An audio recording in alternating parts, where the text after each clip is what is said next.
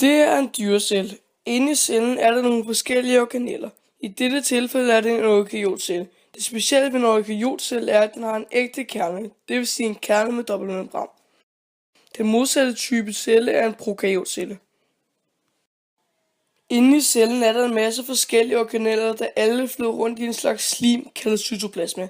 Men i proteinsyntesen vil vi starte med at fokusere på cellekernen.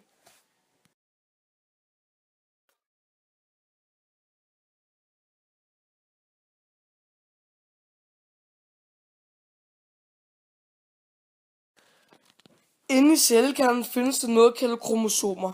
Da dette er en menneskecelle, er cellen diploid. Det betyder, at der er 46 kromosomer, der er skabt af meiose i hver celle. 23 for ens far og 23 for ens mor. Hvis man folder et kromosom ud og kigger nærmere på det, kan man se nogle klumper ved navn nukleosomer. DNA-streng er viklet rundt om 8 nukleosomer. Et nukleosom består af 5 forskellige histroner. Vi ser her, hvordan DNA'et er viklet rundt om et nukleosom. Her ser vi et stykke DNA. DNA består primært af 6 ting, men vi starter med de 4 forskellige baser.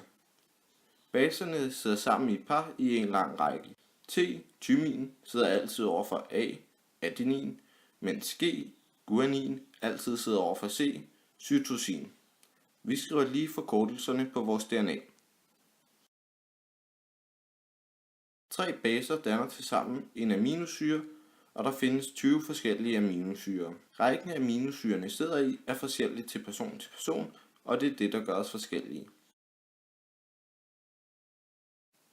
Baserne sidder fast på en slags kæde eller rygsøjle ved navn sukkerfosfatkæden, forkortes til SFK.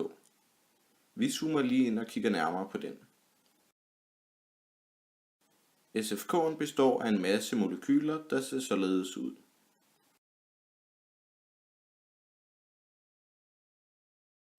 Nå, tilbage til DNA'et. Den sidste store byggesten i DNA er hydrogenbånd. Hydrogenbåndet forbinder egentlig bare baserne sammen.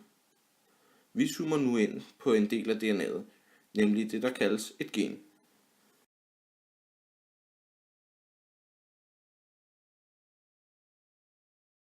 Selve proteinsyntesen starter med, at der dannes et bRNA.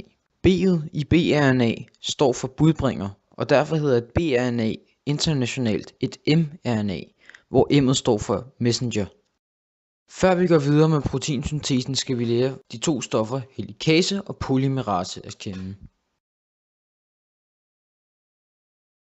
Helikasen fungerer ligesom en saks og klipper et stykke af DNA'et over.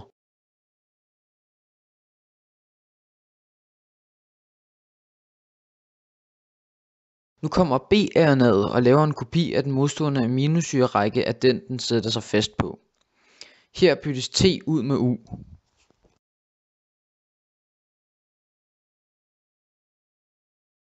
bRNA'et smutter igen, og polymerasen, der fungerer som en lim, sætter DNA'et sammen igen.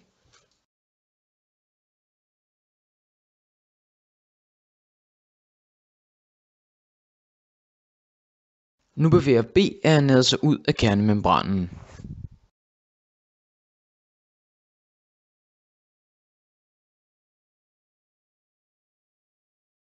bRNA'et bevæger sig nu igennem et organel kaldet det ru-endoplasmatiske retikulum, forkortet til RER.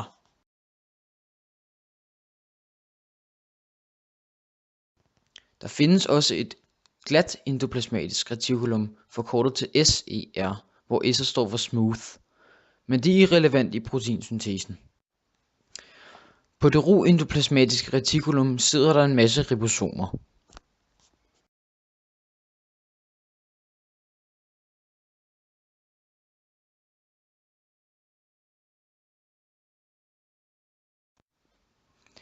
bRNA'et kobler sig nu fast til et ribosom.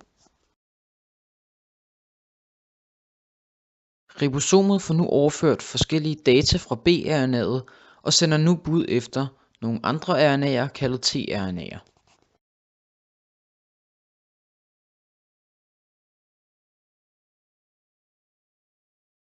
tRNA'erne henter de nødvendige aminosyrer. tRNA'et får nu fat i de nødvendige aminosyrer.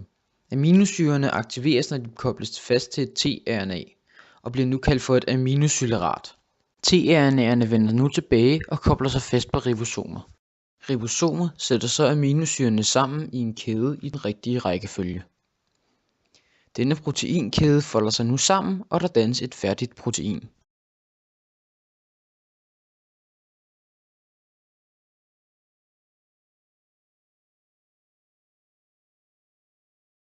Det var så hele proteinsyntesen.